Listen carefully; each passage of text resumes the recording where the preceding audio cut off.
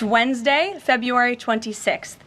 In just 4 weeks, President Trump has already hosted the leaders of Israel, Japan, Jordan, and India. And next Monday, the president will host France's President Emmanuel Macron. And on Thursday, the UK Prime Minister Keir Starmer will visit the White House as well. As you all know, over the past month, the president has taken questions from the press, all of you, nearly every single day, sometimes on multiple different occasions in the same day, on any topic any of you wish to talk about. President Trump set the tone on this approach immediately when he took more than 12 times the questions in his first few hours in office, as Joe Biden did in his entire first week. Yesterday, we hosted a local media row here at the White House with television and radio stations from across the country that reached up to 60 million viewers and listeners. In our ongoing pursuit of transparency on this one-month celebration, I am thrilled to bring 3 of my colleagues and our policy experts here at the White House to further recap this incredible first month of accomplishments in greater detail. We have Deputy Chief of Staff for Policy and Homeland Security Advisor Stephen Miller, the Director of the National Economic Council, Kevin Hassett, and our National Security Advisor, Mike Waltz. I will hand it over to them. They will deliver brief remarks on the accomplishments of this administration in the first month, and then we will open it up to Q&A. When we open up the Q&A portion, I do ask, for the sake of efficiency in this room, that you direct your question to the principal you seek an answer from, and I will call on you in this room. But first, I will let them roll through their remarks, and first up, I'll turn it over to Stephen Miller. Thank you. It's great to be back. And I want to just thank you all for joining today, our one-month celebration of the most historic opening to a presidency in American history. No president comes close to what Donald Trump has achieved over just the last 30 days. He has packed 8 years of transformative action, restoring this nation, restoring our laws, restoring fairness, restoring economic opportunity, restoring national security in just 1 month. No one in this country has ever seen anything like it. And when you look at the consequentiality and the significance and the transformative nature of the actions he's taking, it truly defies description. For example, in just one area, this nation has been plagued and crippled by illegal discrimination, diversity, equity, and inclusion policies. It's strangled our economy, it has undermined public safety, it has made every aspect of life more difficult, more painful, and less safe. He has ended all DEI across the federal government. He has terminated all federal workers involved in promulgating these unlawful policies. He has ended diversity, equity, and inclusion in all federal contracting. He has restored merit as the cornerstone of all federal policy, restored the full, fair, impartial enforcement of our federal civil rights laws for the first time in generations. And he has cracked down on individuals across this government and nonprofits who have engaged in illegal racial discrimination against the American people. This includes making clear to every educational institution in this country that ending diversity, equity, and inclusion, ending unlawful race discrimination, is a precondition of receiving federal funds. He has also saved women's sports by ending the participation of men in women's sports. He has ended radical gender ideology across the entire federal government, and he's pressured the private sector to also end and combat radical gender ideology. He's reestablished the scientific and biological truth that there are only 2 sexes in this country, male and female, that those are biologically based determinations. They are not based and can never be based on gender identity. That includes rooting out of the Department of Defense all DEI policies, all critical race theory, all gender madness, and once again having a military that is focused solely and exclusively on readiness, preparedness, and lethality. As I'm sure Kevin will talk about more, of course, he has undertaken a historic cost-cutting effort across the federal government, launching the first ever Department of Government Efficiency, uncovering corruption on a scale that we never thought imaginable, terminating every single federal worker that we have found to be engaged in the corruption and theft and the waste of taxpayer dollars, and already saving $50 billion in a single year, which over a 10-year period would be $500 billion. Just think about how vast and enormous that sum is. Of course, as you all know, He has renamed the Gulf of Mexico to its correct and proper name, the Gulf of America. He has renamed Mount Denali into Mount McKinley, part of a historic effort to restore patriotism and national pride all across this land. He has ended the weaponization of the federal government, restored the Department of Justice to its true mission of combating threats to this nation and keeping the American people safe. He has ended all federal censorship of free speech. This has been one of the greatest crises that has plagued this nation. Years and years and years of the federal government violating the First Amendment to take away Americans' right of free speech. President Trump has ended that, and he has demanded that all federal workers, all law enforcement cease any effort to intimidate the rights of Americans or to police their speech. He has also restored the death penalty at the Department of Justice, including for illegal aliens who commit murder, including for those who murder cops, and including for all of those who threaten Americans with heinous acts of violence. The death penalty is back. Law and order is back. The streets are being made safe once again. On the public health front, he has launched the nation's first ever commission, the MAHA Commission, Make America Healthy Again, following the historic confirmation of RFK Jr., to finally uncover the true root causes of the public health crisis in this country, the childhood disease epidemic in this country, the spiraling rates of pediatric cancer, and devastating childhood sickness. He has finally created a situation where the federal health agencies in this country will be focused on preventing disease, on keeping children from getting sick in the first place, not sentencing them to a lifetime in and out of hospitals, suffering needlessly, when we can find ways to prevent this epidemic of illness. Then, of course, on Homeland Security. Today, it is officially the law of the land, at the conclusion of the congressional notification process, that 6 Mexican cartels and 2 transnational gangs, Tren de Aragua, or TDA, and MS-13, so 8 organizations in total, are now formally designated as foreign terrorist organizations, which means that every single member of those organizations who operates on U.S. soil is now, as a legal matter, a terrorist, and they will be treated as terrorists.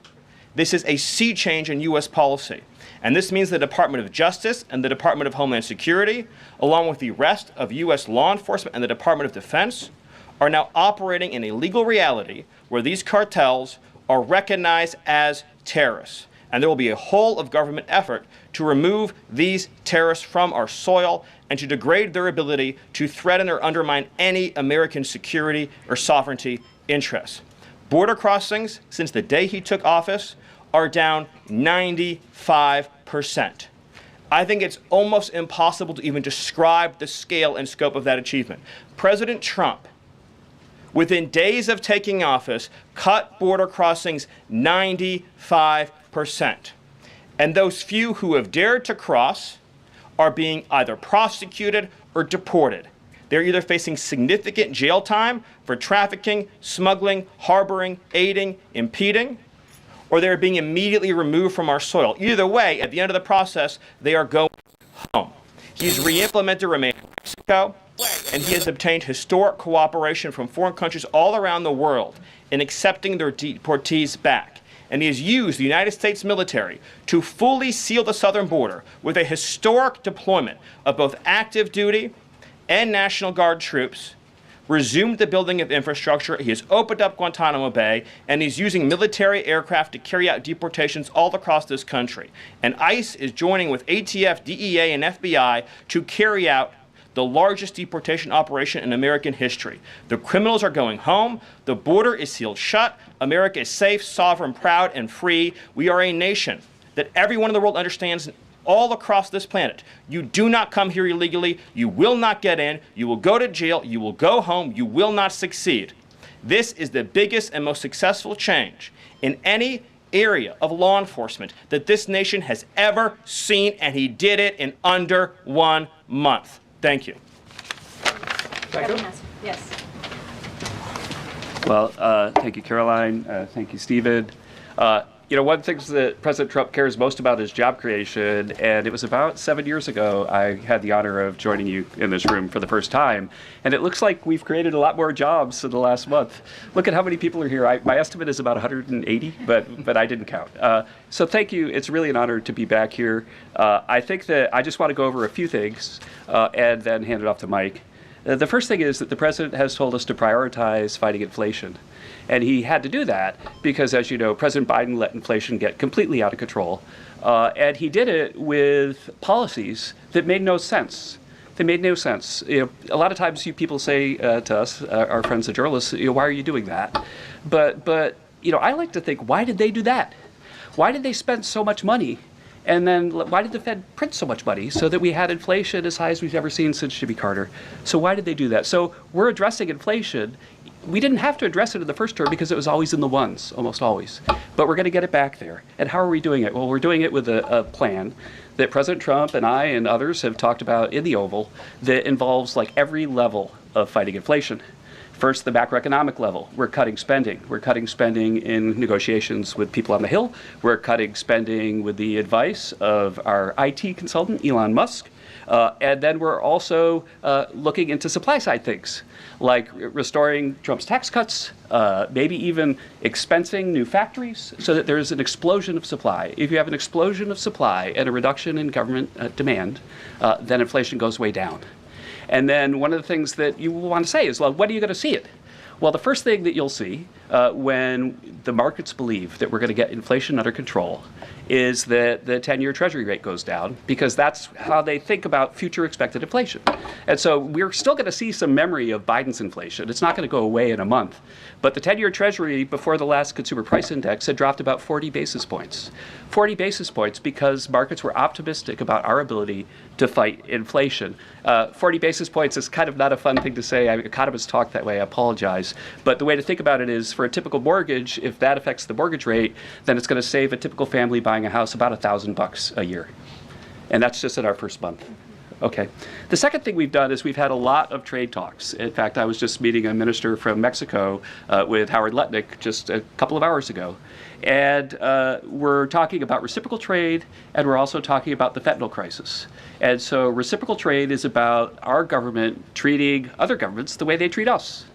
We want trade to be fair. It turns out that Americans have been disadvantaged by foreign governments over and over, and President Trump wants it to stop. And the fact that struck me as most noticeable when I started to look at what President Trump was asking us to do is that last year we have data, U.S. companies paid $370 billion in taxes to foreign governments. $370 billion. Last year, foreign multinationals paid us $57 billion in taxes.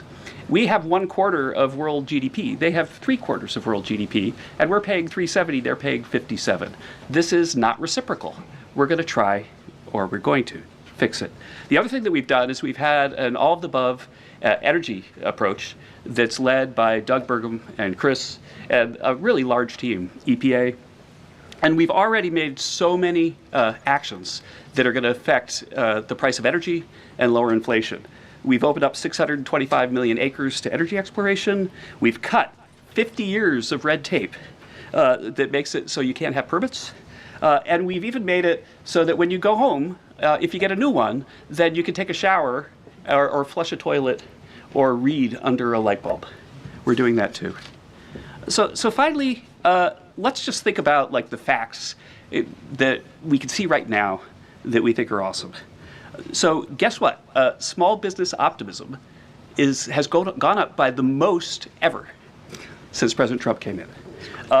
ISM, which is the measure of what's going on in manufacturing, it's expanding again for the first time in years. CEO confidence is the highest it's been in years. And the reason people are thinking this is that our policies give people cause for optimism. And then I want to reiterate what Stephen Miller said, because it's so important, and it's so important for financial markets to start to digest this, that if, say, the Treasury Secretary or any cabinet secretary with Elon Musk is able to find some savings, say $100 billion, well, in CBO land, that's actually like about 10 times that, or maybe 12 times that, over a 10-year window. And so when you're thinking about the negotiations right now over reconciliation and thinking about, well, 4 trillion, 5 trillion, well, those numbers in terms of the savings are going to end up being small because of all the waste that we're finding. And so we're incredibly optimistic about the future of inflation and the future of our economy. And we're optimistic because we're making so much progress so far, and we already see it in market prices. And with that, I'll hand it off to Mike. All right. Thanks, Gil. Well, good afternoon.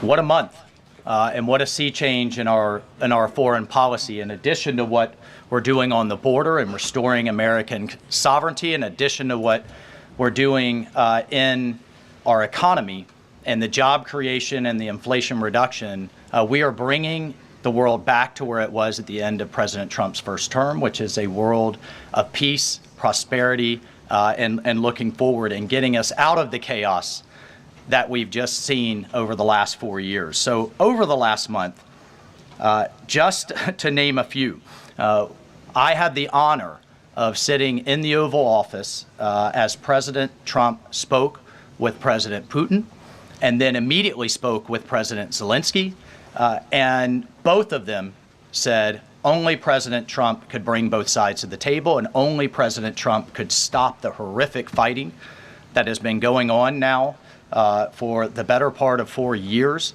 and that only President Trump could drive the world back to peace. Both of those leaders said that in back-to-back calls. And of course, we just had our historic talks mediated by our good friends and partners, Saudi Arabia. We give great thanks to Crown Prince Mohammed bin Salman for hosting, and sat down for the first time in years with the Russians and talked about a path forward with peace. On top of that, and one of the things that led to that was a tremendous confidence building measure that we had with the release of Mark Fogel. I'll remind everyone, the last time that we had an American released from the Russians, either we gave up a deadly spy, pressured our allies to give up a lethal killer, or we released, under the Biden administration, the world's most notorious arms dealer, Victor Bout, who, by the way, had one of his main clients for arms, the cartels in Mexico and Central America. We gave up none of that. This was released as a confidence-building measure, working with our great Middle East envoy, Steve Witkoff, and our Secretary of State as a first step towards opening these talks and then moving forward towards peace. On top of that, we've secured, just in a month, the return of 12 American hostages from Russia, from Bulgaria, from Venezuela, the Taliban, and Hamas. Excuse me, that's from Belarus, not Bulgaria. We also had,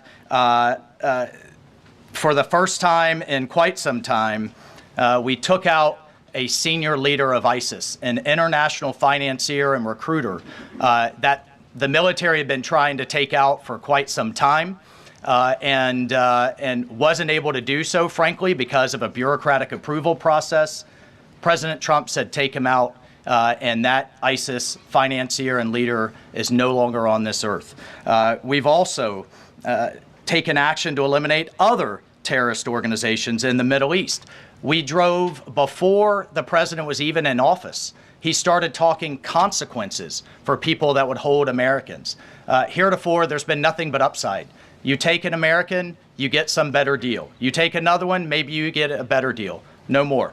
There is now nothing but downside for taking Americans illegally, either as hostages or illegal detainees. And when President Trump sent a very clear message across the Middle East, but particularly to Hamas, that there would be all hell to pay, we suddenly saw a breakthrough.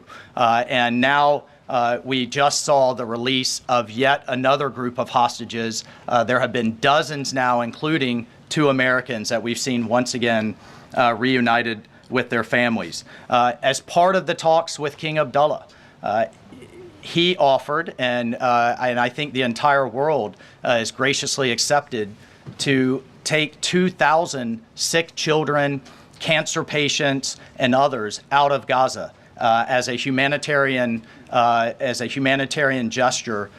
2,000 Gazans will come out of that hellhole that it is, that wasteland that Gaza is right now, with unexploded ordnance, with debris everywhere, with no sewage, with no water. And President Trump has put forward a plan to deal with the practical reality that is 1.8 million Gazans now truly suffering. And then, just to bring it back to our own hemisphere, we've seen literally in the last month, after years of national security experts, the generals in charge, and others testifying and ringing the alarm bells about the Chinese Communist Party's presence in our own hemisphere, particularly in the Panama Canal. We're seeing the leadership of Panama step away from the Belt and Road program, move away from China and back towards the United States, and even enter into talks and other negotiations about addressing the ports on either side of the canal. And then finally, last but not least, we've had 4 world leaders in the White House, in the Oval Office. We've had the Prime Minister of Japan, the Prime Minister of India, the King of Jordan, and of course the Prime Minister of Israel just in the last 4 weeks. And next week we'll have the Prime Minister of the United Kingdom, and we'll have the President of France, Macron. So President Trump is on what we call Trump warp speed. We are all honored to be really serving under his leadership and his vision. And truly, when we all say, and the president himself says, he is a president of peace. He is a president focused on restoring stability. I think the entire world saw what the world will look like without strong American leadership in the last 4 years. And it's truly been an honor to get us back to where we were and back on track under President Trump's leadership. Thank you, Mike. Thank you. Thank you, everybody. I'm sure you're very eager to ask questions of these very smart people working very hard on behalf of the president. We do have somebody in our new media seat today. We have John Stoll, who is the head of news at X. As you all know, you're all on X. It's home to hundreds of millions of users, a large contingent of independent journalists and news organizations across geographies and political spectrums. And at the same time, X remains the go-to platform for many legacy news outlets. And I know, as I mentioned, many of the reporters in this room use X to attract eyeballs to your work. Prior to joining X, John spent 2 decades in journalism, including several years as an editor at the Wall Street Journal. We are excited to have him in the briefing room today. John, we'll let you kick it off. And as I said at the top, please direct your question to the individual up here who you'd like an answer from. John, why don't you begin? All right, thank you very much. I am sitting in for a thriving ecosystem of journalists, independent and emerging news organizations who do depend on X for publicity, for a business model. And so I look forward to seeing many of them in this seat in months and years to come. I also thank you, Karoline, for opening this seat up to new media. It really is a testament not only to your open-mindedness, but also to innovation, that you'd actually think about, folks that are not traditionally credentialed to be in this room, and not only have a question, but also to witness. This is a very important intersection of power and the free press.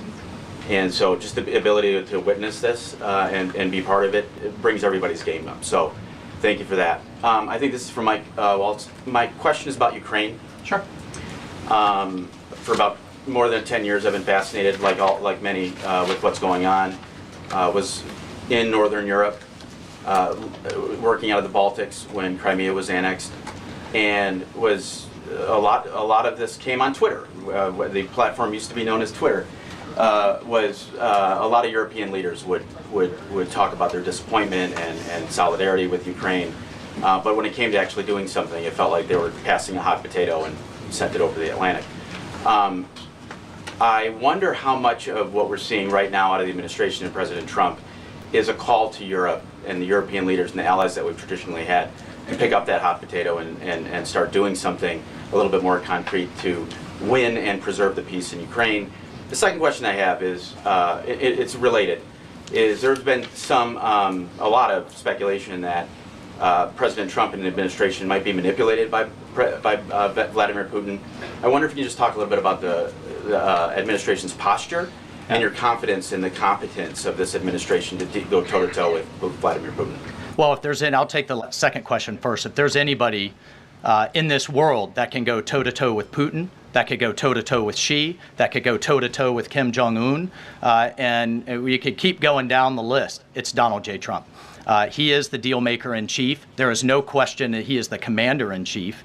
And I, for one, and I think all Americans and around the world should have no doubt about his ability to not only handle Putin, but to handle the complexity of driving this war to an end. And then on your first piece on Europe, I'll take you back to 2014. You're right, there was a lot of hand-wringing in Europe and not a lot of action. There's also a lot of hand-wringing here in Washington under the Obama administration and not a lot of action. They literally threw blankets at the problem. And so I'll remind everyone that Putin had some type of conflict, invasion, or issue with their neighbor under President Bush with Georgia, under President Obama with Ukraine 2014, not under President Trump 45, and again with President Biden in 2022. The war should have been deterred. The war should have never happened, and I have no doubt it would not have happened under President Trump and will stop under President Trump again. But I just want to push back on this notion of our European allies not being consulted as we've entered into this process. I already mentioned the immediate phone call President Trump made to President Zelenskyy. He has talked to President Macron of France repeatedly last week. President Macron convened European leaders and then is coming here on Monday. Prime Minister Starmer is coming next Thursday. I've talked to every one of my national security advisor counterparts across the spectrum in Europe. I've talked to Secretary General Rutte, the leader of NATO, the Secretary General of NATO. We have repeatedly, by the way, we had half our cabinet, 7 cabinet officials, including the vice president, at the Munich Security Conference, all engaging, all listening, and all making sure our allies are heard. However, we've also made it clear for years, decades even, that it is unacceptable that the United States and the United States taxpayer continues to bear the burden, not only of the cost of the war in Ukraine, but of the defense of Europe. We fully support our NATO allies. We fully support the Article 5 commitment. But it's time for our European allies to step up. And one of the things that Secretary General Rutte said on our call was, this last couple of weeks have been a real wake-up call. And I asked him, what have you been missing the last couple of years? The fact that we are going to enter into a NATO summit this June with a third of our NATO allies still not meeting the 2% minimum, a commitment they made a decade ago, literally a decade ago, with a war on their doorstep, the largest war that they're all extremely concerned about, but yet it's, well, somebody else needs to pay. We've got other domestic priorities. It's unacceptable. President Trump's made that clear. And the minimum needs to be met. We need to be at 100% in this June at the NATO summit.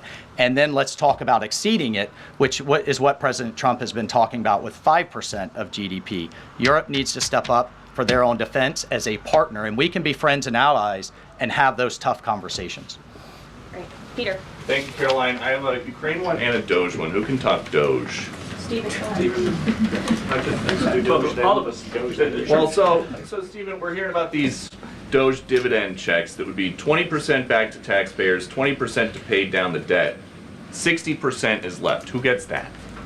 Well, the way that it works is when you achieve savings, you can either return it to taxpayers, you can return it to our debtors, or it can be cycled into next year's budget, and then it just lowers the overall baseline for next year. So in other words, you can just transfer it into the next fiscal window and then lower the overall spending level. And that means that you can achieve a permanent savings that way, and that reduces the deficit. And when is it that people might see those checks? Well, this is all going to be worked on through the reconciliation process with Congress that's going underway right now. As you've seen, the Senate's moving a bill, the House is moving a bill. The President has great confidence in both chambers to deliver on his priorities. I would just take this opportunity to note that President Trump has made a historic commitment to the working class of this country to fight for major tax relief and major price relief.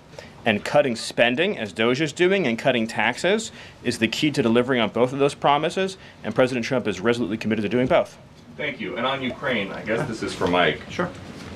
after the president's post on Truth Social yesterday, need to know, who does he think is more responsible for the Russian invasion of Ukraine, Putin or Zelenskyy? Well, look, his goal, Peter, is to bring this war to an end, period. And there has been ongoing fighting on both sides. It is World War I style trench warfare. His frustration with President Zelenskyy is that you've heard is multifold. One, there needs to be a deep appreciation for what the American people, what the American taxpayer, what President Trump did in his first term, and what we've done since. So some of the rhetoric coming out of Kyiv, frankly, and insults to President Trump were unacceptable, number one. Number two, our own Secretary of Treasury personally made the trip to offer the Ukrainians what can only be described as a historic opportunity. That is for America to co-invest with Ukraine in their minerals, in their resources, to truly grow the pie. So case in point, there's a foundry that processes aluminum in Ukraine. It's been damaged. It's not at its current capacity. If that is restored, it would account for America's entire imports of aluminum for an entire year. That one foundry. There are tremendous resources there. Not only is that long-term security for Ukraine, not only do we help them grow the pie with investments, but we do have an obligation to the American taxpayer in helping them recoup the hundreds of billions that have occurred. So, rather than enter into some constructive conversations about what that deal should be going forward, we got a lot of rhetoric in the media that was incredibly unfortunate. And I could just tell you, Peter, as a veteran, as somebody who's been in combat, this war is horrific. And I think we've lost sight of that, of the literally thousands of people that are dying a day, families that are going without the next generation.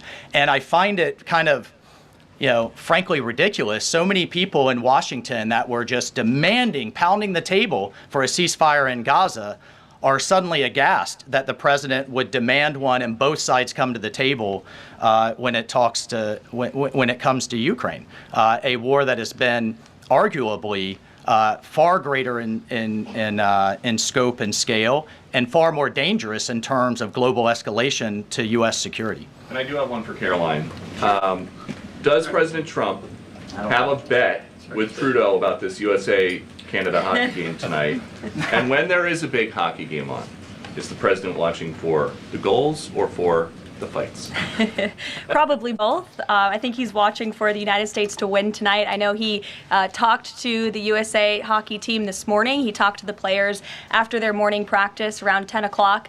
And I also spoke to some folks from that team after. They were jubilant over President Trump's comments to the team. I believe they're going to put out a video of that call. So he looks forward to watching the game tonight, and we look forward to the United States beating our soon-to-be 51st state, Canada. Bloomberg, go ahead. My question is for Mike Waltz. Can you give us a readout of Kellogg's meeting with Zelenskyy that just wrapped up? And in particular, Zelenskyy publicly rejected this deal about the rare earth minerals. Where does that stand?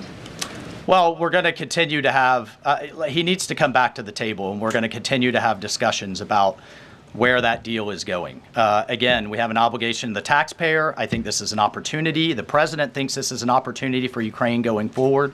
There can be, in my view, nothing better for Ukraine's future and for their security than to have the United States invested in their prosperity long term. And then a key piece of this has also been security guarantees. Look, the reality that we're talking about here is it in Ukraine's interest? Is it in Europe's interest? It certainly isn't in Russia's interest or in the American people's interest for this war to grind on forever and ever and ever. So a key part of his conversation was helping President Zelenskyy understand this war needs to come to an end. This kind of open-ended mantra that we've had under the Biden administration, that's over. And I think a lot of people are having a hard time accepting that. And then the other piece is there's been discussions from Prime Minister Starmer and also President Macron about European-led security guarantees. We welcome that.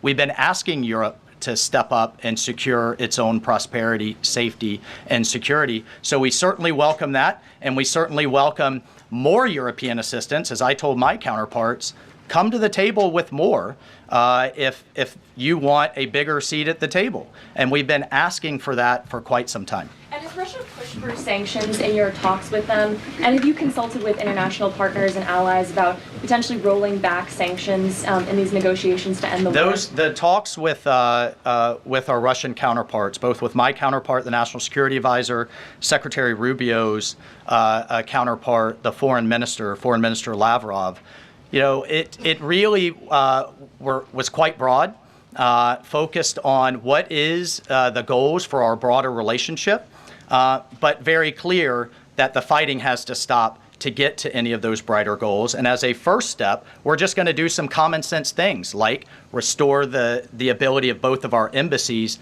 to function. And again, this is common sense in foreign policy world. They call it shuttle diplomacy.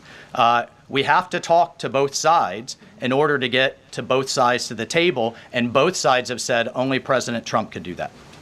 Deanna. Thank you, and my question is for Mike Waltz. All right. Sorry. The president has called Zelenskyy a dictator. Does he view Putin as a dictator?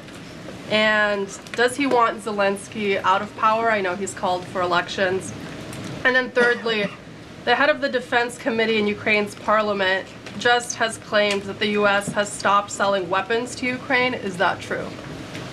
Well, most of our weapons that have gone to Ukraine have been part of a drawdown authority where we've literally taken them out of our stocks and then eventually through appropriations started buying them again to refill our stocks.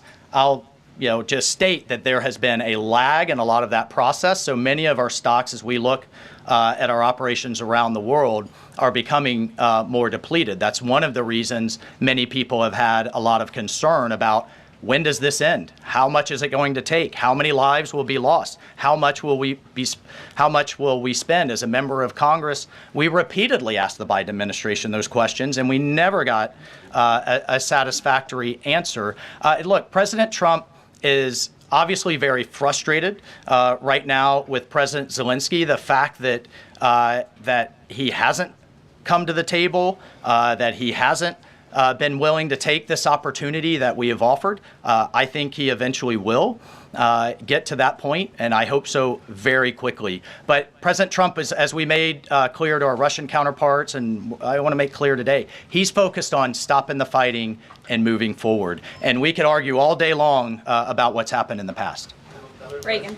Yeah, what about I have a question for Stephen. Excuse me, I just called on Reagan. Reagan, go ahead. I have a question for Stephen and a question for Mike. Sure. Stephen, I can start with you. There have been reports that Trump is unhappy with the rate of deportations and he wants them to be higher. Is the president happy with the rate of deportations, and are there any plans to speed up the process?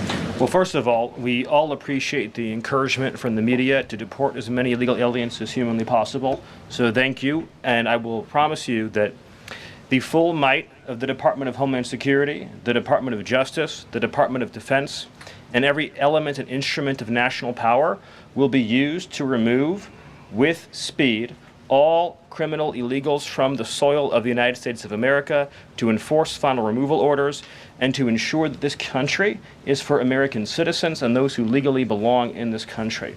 We inherited an ICE that was completely shuttered. We inherited a Department of Homeland Security whose sole mission was to resettle illegal aliens within the United States of America. In 30 days, the president sealed the border shut, declared the cartels to be terrorist organizations, has increased ICE deportations to levels not seen in decades, and we are shortly on the verge of achieving a pace and speed of deportations this country has never before seen. Thank you. And Mike, there have been reports that there's some underground opposition to Trump's pick for Undersecretary of Defense and Policy, Elbridge Colby. Have you or anyone from the administration been personally lobbying senators to support Elbridge Colby? Look, I've worked with Bridge Colby in the past. He has the president's full support to be the Undersecretary of Policy, which will be a critical policy arm for Secretary Hegseth going forward that will implement a lot of these policies. And really, that's been to the extent of it. I think there's been a lot of kind of, breathless, I don't know, back and forth in the press, but we're full speed ahead to get the president's team in place so we can implement his America First policy. Thank you. Mike has spoken pretty extensively. Does anybody have questions for Stephen or for Mr. Hassett? Nobody wants to talk about the economy? Sure. IRS? Okay, go ahead. This would be for either one of you. So we reported, several other outlets have reported that about 3,500 people are due to be lose their jobs at the IRS by the end of the week.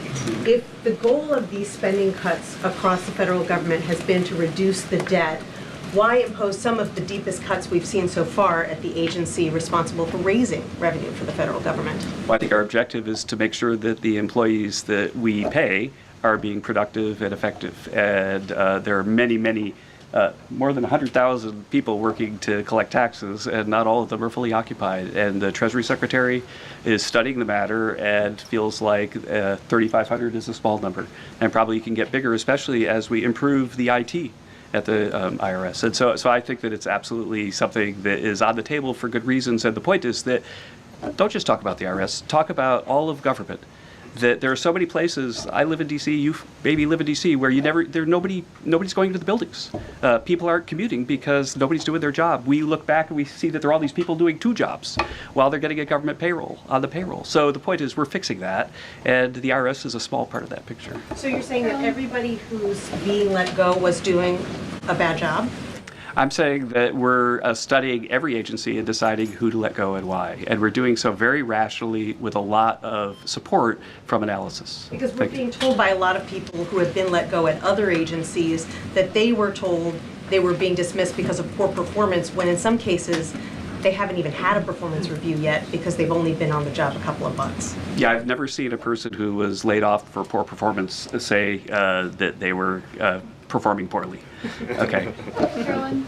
Good point. Sure, Caitlin. I have a question. I'll start with you, Kevin Hassett. Thank you for being here. And then I've got a question for Mr. Waltz. On these potential checks that you might send out from DOJ, is there a concern as you're thinking through this that they could be inflationary? Oh, absolutely not, because imagine if we don't spend government money and we give it back to people, then if they spend it all, then you're even. But they're probably going to save a lot of it, in which case you're reducing inflation. Okay, so and also, when the government spends a lot, that's what creates inflation. We learned that from Joe Biden. And so if we reduce government spending, then that's, reduces inflation. And if you give people money, then they're going to save a bunch of it. And when they save it, then that also reduces demand and reduces inflation. Okay, so you're not worried about it. And No, I'm Mr. not. Waltz, to follow up on Peter's question, you wrote in an op-ed in the fall of 2023 that, quote, Putin is to blame, certainly like Al-Qaeda was to blame for 9/11. Do you still feel that way now, or do you share the president's assessment as he says Ukraine is to blame for the start of this war? Well, it shouldn't surprise you that I share the president's assessment on all kinds of issues. What I wrote as a member of Congress was as a former member of Congress. Look, what I share the president's assessment on is that the war has to end. And what comes with that? What comes with that should be, at some point, elections. What comes with that should be peace. What comes with that is prosperity that we've just offered in this natural resources and economic partnership arrangement. An end to the killing. And European security and security for the world. The president's not only determined to do that in Europe, he's determined to do it in the Middle East. And just a few months ago, we had an administration that had tried for 15 months, week after week, sitting with you here and couldn't get us to a ceasefire, couldn't get our hostages out.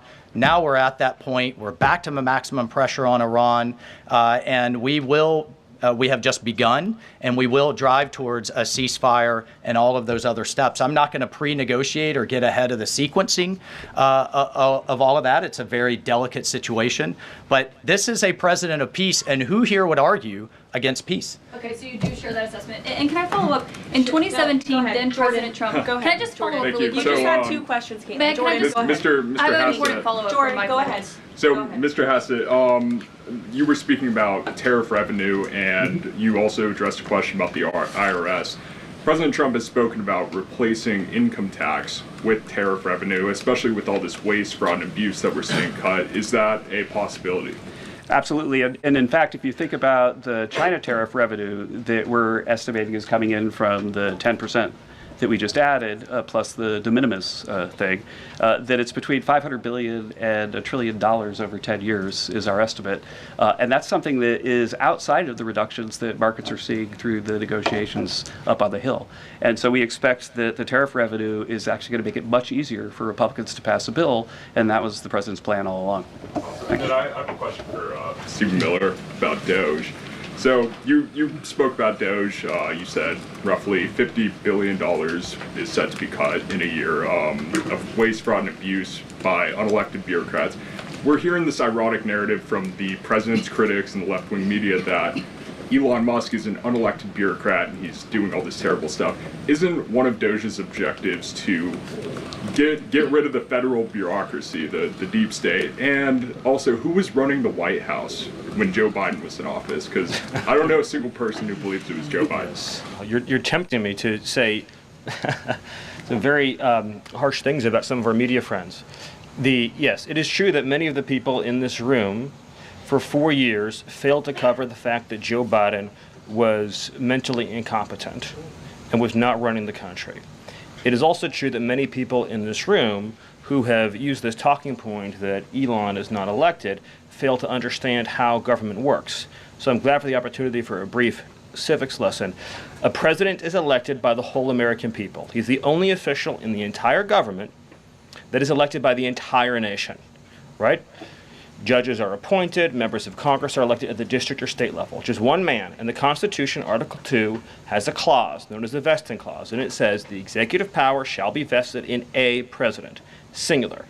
The whole will of democracy is imbued into the elected president. That president then appoints staff to then impose that democratic will onto the government. The threat to democracy, indeed the existential threat to democracy, is the unelected bureaucracy of lifetime tenured civil servants who believe they answer to no one, who believe they can do whatever they want without consequence, who believe they can set their own agenda no matter what Americans vote for. So Americans vote for radical FBI reform, and FBI agents say they don't want to change. Or Americans vote for radical reform on our energy policies, but EPA bureaucrats say they don't want to change. Or Americans vote to end DEI, racist DEI policies, and lawyers at the Department of Justice say they don't want to change.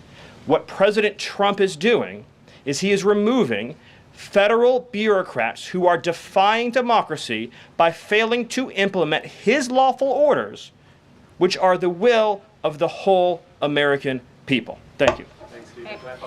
Thank you very much, everybody. I'm looking at the clock. We've almost had an hour of time. I know a couple of these individuals have a meeting to get to at 2 p.m., so you're welcome to follow up with my team for further questions. We're going to let these guys get back to running the United States government, and we will see you all later. President Trump will be speaking at 3 o'clock at the Black History Month reception. So thank you. It's good to see you. We'll see you in a bit. Thanks. Are you watching the Black History Month reception, Mr. Miller? Stephen, on the fraud, should we expect indictments or the indictments coming for all the fraud we found? I'd love to follow up with you. Just set up time with Carol. Okay, thank you.